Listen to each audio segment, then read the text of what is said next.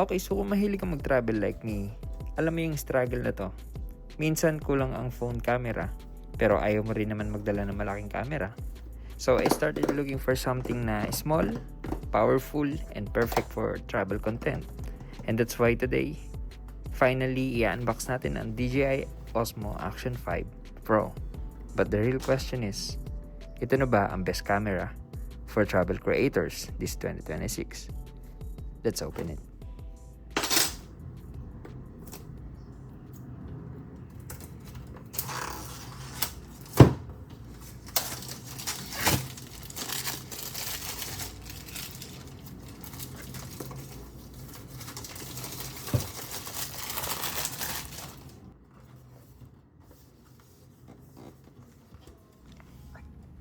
Now, syempre, bago natin i-reveal ang main camera, check out some of the design features from the accessories and packaging.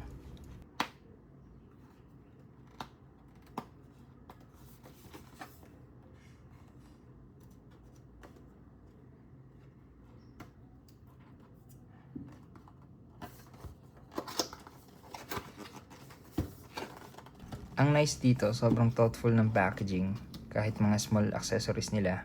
Sobrang napaka-premium feel. And from what I can see so far, may dual screen setup ang camera and touchscreen ito parehas. Which is super useful for vlogging. And may kita nyo pag nilabas ko na yung main camera.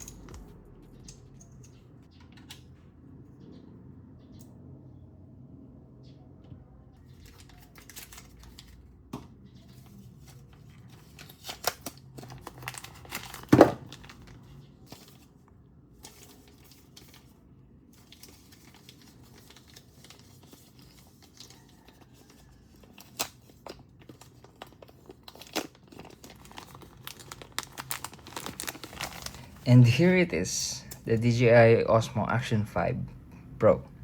Sobrang liit lang pero sobrang solid ang build. Perfect for travel creators.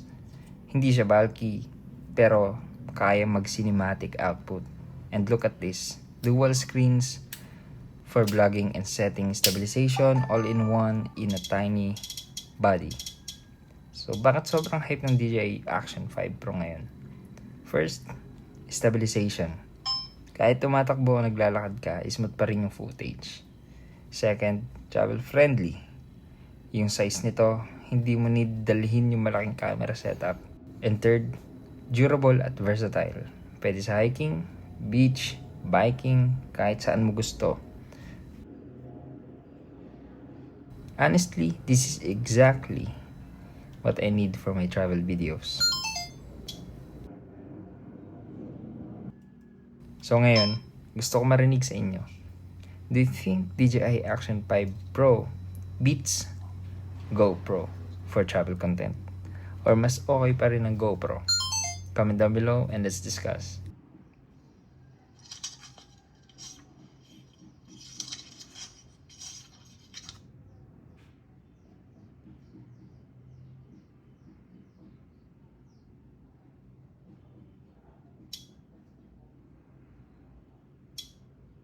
And so that's it for today's DJI Action 5 Pro unboxing. If you enjoyed this video, don't forget to like, subscribe, and hit the bell icon. Next video, gagamitin ko na to sa real travel vlog. So stay tuned and see you on the next one.